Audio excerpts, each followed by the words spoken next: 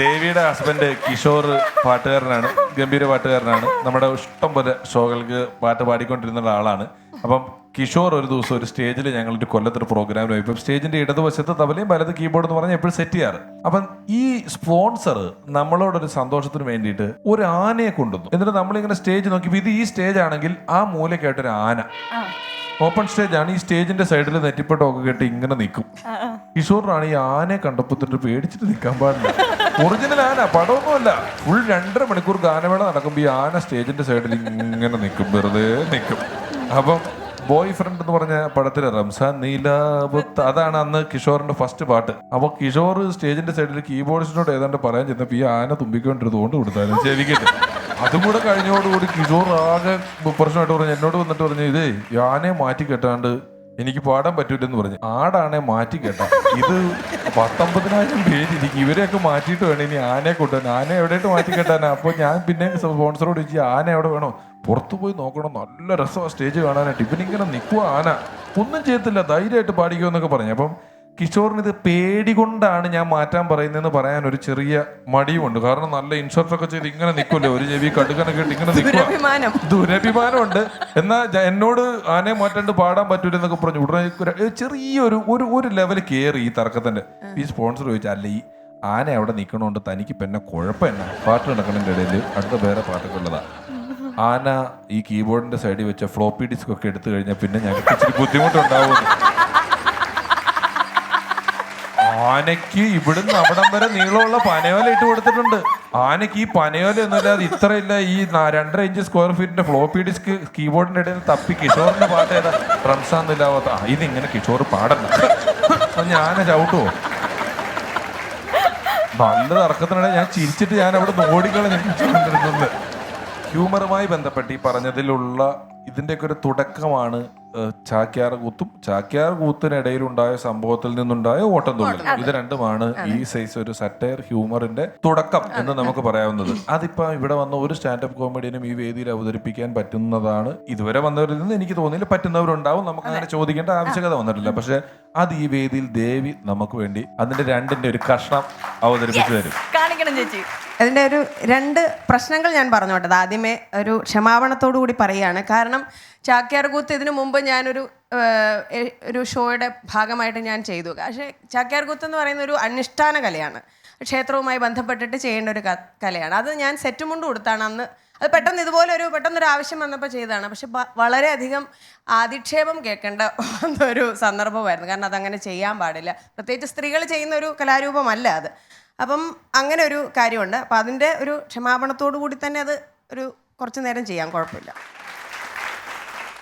പ്രദക്ഷണീകൃത്യ തദ പ്രണമ്യ കോദണ്ഡമാദായ സവ്യസാരി ഉദാഞ്ജയൽ പഞ്ചശവാരമേനം ആരോപയാമാ ബലി സലീലം. അങ്ങനെ ബ്രാഹ്മണന്മാര് അതിന്റെ ശേഷം, ഏതിന്റെ ശേഷാണ്? ഏതിന്റെ ശേഷാണെന്ന് പറഞ്ഞോളൂ. ഏതിന്റെ ശേഷാണ്? അതിന്റെ ശേഷം എന്തൊക്കെയോ പറയാണ് ഈ കുട്ടി ഇവിടെ നിന്നിട്ട്. ഇതിനെപ്പറ്റി തീരെ നിശ്ചയില്ലാത്ത ആൾക്കാരാണ്. പിന്നെ പറഞ്ഞിട്ടുണ്ടോ കാര്യം? ഇതൊക്കെ മനസ്സിലാക്കണമെങ്കിൽ അല്പം ആൾതാമസം ഉണ്ടാവണം. എവിടെ? ഇവിടെ. അപ്പോ ഏതായാലും അതിന്റെ ശേഷം ആ സുന്ദര ബ്രാഹ്മണൻ വില്ലിനെ പ്രദക്ഷിണം ചെയ്യുകയാണ്. വില്ലിനെ പ്രദക്ഷിണം ചെയ്യുക അങ്ങനെയുണ്ടോ? സാധാരണ ക്ഷേത്രങ്ങളിൽ പോയി ഭഗവാന്മാരെ പ്രദക്ഷിണം ചെയ്യുക അങ്ങനെയൊക്കെ ഒരു പതിവുണ്ട്. ഇതിപ്പോ വില്ലിനെ അത്ര പ്രദക്ഷിണം ചെയ്യുക, അതെന്താണാവോ അങ്ങനെ? എന്നാ പിന്നെ ആയിക്കോട്ടെ, നടക്കട്ടെ. വില്ലിനെ ഇങ്ങനെ പ്രദക്ഷിണം ചെയ്തു. അതിനുശേഷമോ തഥാ പ്രണമ്യ, അതിനുശേഷം ആ വില്ലിനെ നമസ്കരിക്കേ. വില്ലിനെ നമസ്കരിക്കേ. അങ്ങനെ ഒരു പതിവുണ്ട് കേട്ടോ. അതായത് കേമന്മാരായിട്ടുള്ള ആളുകൾ ആ വില്ലിനെയൊക്കെ നമസ്കരിച്ച് പ്രദക്ഷിണം ചെയ്ത് അതിനോടുള്ള ആ ബഹുമാന സൂചകമായിട്ട് അതിന് വില്ലു കൊലയ്ക്കാനൊക്കെ പുറപ്പെടുകയുള്ളൂ. ഇവിടെ സ്വന്തമായിട്ട് വീട്ടിൽ അച്ഛനമ്മമാരെയോ ഗുരുക്കന്മാരെയോ വന്നിക്കാത്ത ആളുകളോട് ഈ വില്ലിനെ പ്രദക്ഷിണം ചെയ്യുന്ന കാര്യം പറഞ്ഞിട്ട് യാതൊരു കാര്യമില്ല എന്നറിയാം. എന്തായാലും ശരി, അതിനെ അങ്ങനെ നമസ്കരിച്ചു. ഈ ബ്രാഹ്മണന്മാർ നമസ്കരിക്കുമ്പോൾ ഒരു പതിവുണ്ട്, മന്ത്രോച്ചാരണം വേണത്രേ. ഇങ്ങനെ വെറുതെ നമസ്കരിച്ച് അങ്ങനെ പതിവില്ല. അപ്പൊ മന്ത്രം വേണം. ഇപ്പൊ മന്ത്രം ചൊല്ലുക വില്ലിനെ നമസ്കരിക്കാനായിട്ട്? ബ്രാഹ്മണൻ, ഞാനൊരു മന്ത്രം ഉണ്ടാക്കാം. മന്ത്രം ഉണ്ടാക്കാനൊക്കെ പറ്റുന്ന ഒരാളാണെന്ന് കണ്ടാൽ പറയില്ല കേട്ടോ. എന്നാ ആയിക്കോട്ടെ, നടക്കട്ടെ. എന്താ ഇപ്പൊ മന്ത്രം ചൊല്ലുക? ഒരു മന്ത്രം കിട്ടി. ഡോ മന്ത്രം കിട്ടിയോ? ആ എന്നാ ആയിക്കോട്ടെ, ഒന്ന് ചൊല്ലു. ജരാസന്ധന്റെ പല്ലു കളഞ്ഞ വില്ലായ നമ. എന്താ? ഒന്നുകൂടെ പറയൂ. ജരാസന്ധന്റെ പല്ലു കളഞ്ഞ വില്ലായ നമ. ഇതൊരു മന്ത്രോ? സാരിടോ, ഇപ്പൊ ഇതെങ്കിലും കിട്ടിയത് ഭാഗ്യ. ഉള്ളത് വെച്ച് അങ്ങോട്ട് പോവാ. എന്നാ ശരി, ആയിക്കോട്ടെ. എല്ലാരും പുറപ്പെടുകയായി. എന്താണ് ഈ നമസ്കരിക്കാൻ പുറപ്പെടുക? ജരാസന്ധന്റെ പല്ലു കളഞ്ഞ വില്ലായ നമ. ജരാസന്ധന്റെ പല്ലു കളഞ്ഞ വില്ലായ നമ.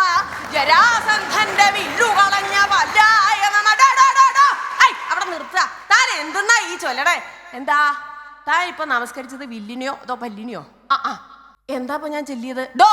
ജരാസന്ധന്റെ വില്ലു കളഞ്ഞ പല്ലല്ല, പല്ലു കളഞ്ഞ വില്ല്. ഒരു അക്ഷരത്തിന്റെ വ്യത്യാസമേ ഉള്ളൂ കേട്ടോ ഈ വില്ലും പല്ലും തമ്മില്. പക്ഷേ മന്ത്രം പിഴച്ചാൽ എല്ലാം പിഴച്ചു. അതുകൊണ്ട് ദൈവത്തെ ഓർത്ത് പിഴവ് സംഭവിക്കാതെ നോക്കുക ജീവിതത്തിൽ. അത്രേ പറയാനുള്ളൂ. സൂപ്പർ ദേവി ചേച്ചി, പൊളിച്ചു.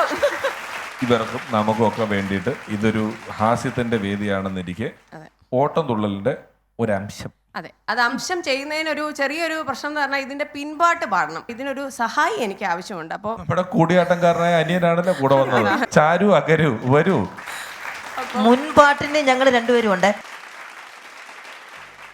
ഉള്ളമരങ്ങടകായും കനിയും, ഉള്ളമരങ്ങടകായും കനിയും, ഉള്ളമരങ്ങടകായും കനിയും, ഉള്ളമരങ്ങടകായും കനിയും, തൊള്ളയിലിട്ടു കടിച്ചു ഭുജിച്ച്, ഉള്ളമരങ്ങടകായും കനിയും, തൊള്ളയിലിട്ടു കടിച്ചു ഭുജിച്ച്, ഉള്ളമരങ്ങടകായും കനിയും, തൊള്ളയിലിട്ടു കടിച്ചു പള്ള നിറച്ചു മരത്തേലേറി, പള്ള നിറച്ചു മരത്തേലേറി, പല്ലു വിളിച്ചു പുളച്ചു നടക്കും, പള്ള നിറച്ചു മരത്തേലേറി, പല്ലുമിളിച്ചു പുളച്ചു നടക്കും കള്ളക്കൂട്ടം കവിജബലന്മാർ, ഈ കള്ളക്കൂട്ടം കവിജബലന്മാർ. പള്ളു പറഞ്ഞാൽ അത് കൊള്ളുടൻ അടികൊള്ളുമടാ മതിമതിയിലെ മോഹം, പള്ളു പറഞ്ഞാൽ അത് മുടുതുടൻ അടികൊള്ളുമെടാ മതിമതിയിലെ മോഹം, തള്ളലുടനെ തീരും, അടികൊള്ളുമെടാ മതിമതിയിലെ മോഹം, തള്ളലുമുടനെ തീരുമശേഷം കൊള്ളി വലിച്ചു തലക്കി,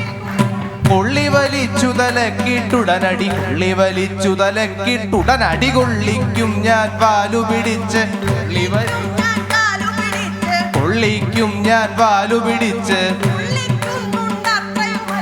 തുള്ളിക്കുന്നുണ്ടത്രയുമല്ല, തുള്ളിക്കുന്നുണ്ടത്രയുമല്ല.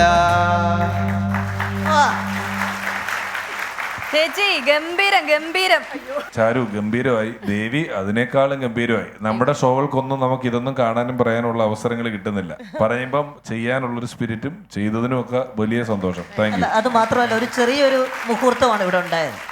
ചേച്ചി ഓട്ടത്തുള്ളൽ ചെയ്യുമ്പോൾ അനിയൻ ഈ പറഞ്ഞ പോലെ തന്നെ പിൻപാട്ട് പാടുക. മുൻപാട്ട് പാടേണ്ടി വരുമോ എന്ന് ഓർത്തിട്ട് കിഷോർ ഓടി രക്ഷപ്പെടുക. ഇതൊക്കെ ഓരോ മുഹൂർത്തങ്ങളാണല്ലോ. ഇതൊക്കെ ഒരു മുഹൂർത്തങ്ങളാണ്. സ്നേഹതിഥിയായ ദേവി ചേച്ചിക്ക് എക്സലൻസ് അവാർഡ് നൽകുന്നതിനായിട്ട് പിഷാരടി ചേട്ടനെയും പക്രു ചേട്ടനെയും വേദിയിലേക്ക് ക്ഷണിക്കുന്നു.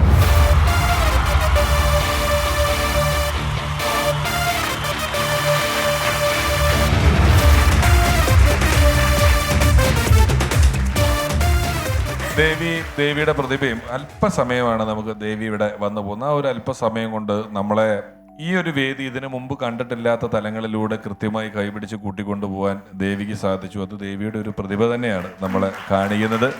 കിഷോർ, അപ്പോൾ കിഷോർ ഞാൻ ഗാനഗന്ധർവൻ എന്ന് പറയുന്ന സിനിമ സംവിധാനം ചെയ്തപ്പോൾ അതിലൊരു റിയാലിറ്റി ഷോ വിന്നർ ആയിട്ടുള്ള പെട്ടെന്ന് പ്രശസ്തനായ ഒരു പാട്ടുകാരന്റെ കഥാപാത്രം അവതരിപ്പിക്കാൻ ഞാൻ വിളിച്ചത് കിഷോറിനെയാണ്. ദേവിയുടെ ഭർത്താവാണ് ആ വേഷം ചെയ്തത്. അതിനു മുമ്പ് ഞാൻ അഭിനയിച്ചല്ലോ. അത് ആദ്യത്തെ സിനിമയിൽ വളരെ ഗംഭീരമായിട്ട് ആ വേഷം കിഷോർ ചെയ്തു. അങ്ങനെ എല്ലാവിധ ആശംസകളും പറയുന്നു. വിളിച്ചപ്പോൾ വന്നതിന് നന്ദി. ഇനി ഞങ്ങളുടെ ആദരവ് ഏറ്റുവാങ്ങുക. തീർച്ചയായിട്ടും ഇതൊരു അംഗീകാരം തന്നെയാണ്. കാരണം ദേവി അർഹിക്കുന്ന ഒരു അംഗീകാരം. അത്രയും മൾട്ടി ടാലന്റഡ് ആയിട്ടുള്ള ഒരു ആർട്ടിസ്റ്റാണ്. അഭിമാനമാണ്. ഞങ്ങളുടെയൊക്കെ വളരെ വലിയൊരു സന്തോഷം തന്നെയാണത്.